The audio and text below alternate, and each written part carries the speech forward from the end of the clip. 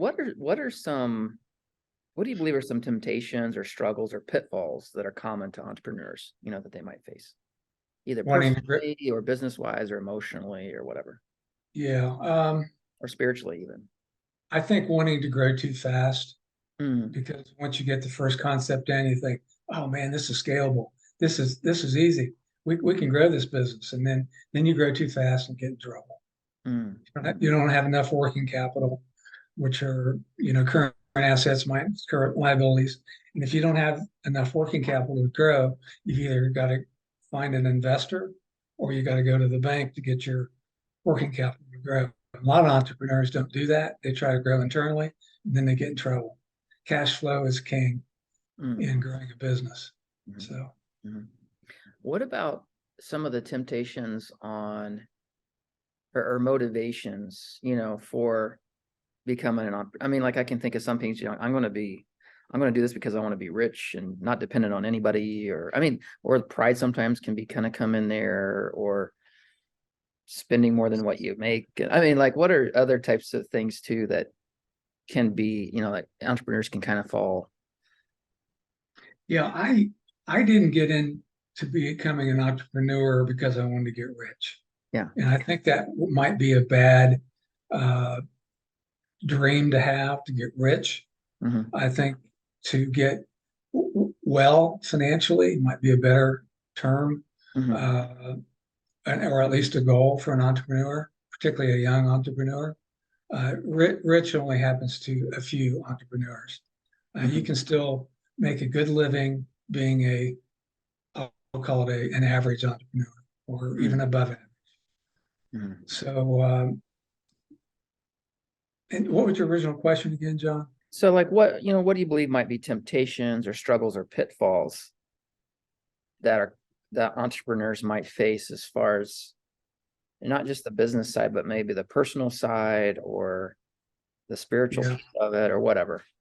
prideful, high ego Mm. is a huge stumbling block. So on the one hand, you have to have like this very strong confidence that you can do Yeah, this.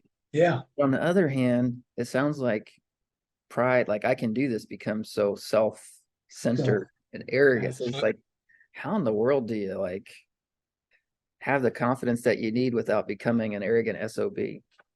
Exactly. And I was on the arrogant SOB side, Hmm. and by the grace of God, He blessed us for 18 years. Hmm. Hmm.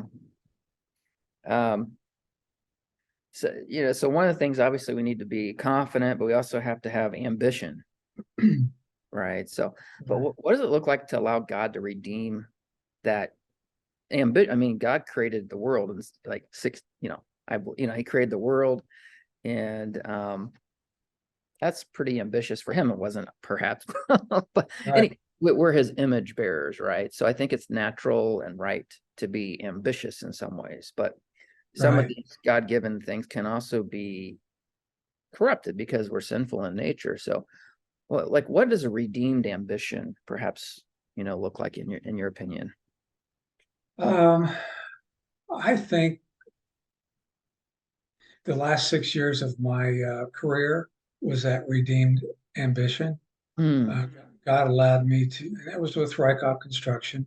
Hmm. He allowed me to reinvest my true skills as an entrepreneur, and the owner kind of let me go, uh, do really kind of do what I wanted to do within certain constraints. But Hmm. he let me be a little entrepreneur inside his company, and Hmm. that was a great fit in my career. And God blessed us dramatically. Hmm. That was a neat ending to my career. Hmm. So it sounds like you were kind of yielding that ambition to God Yeah, and how He would directed you and so on. absolutely. And if I could humbly say, very humbly say, the owner's wife brought me in her office and shut the door and said, "You are unbelievably anointed. And I just want to pray for you to keep that anointing." And Mm.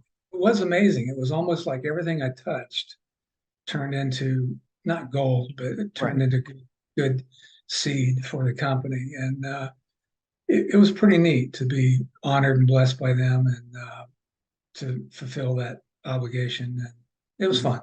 Mhm. Mhm. Uh, Mm.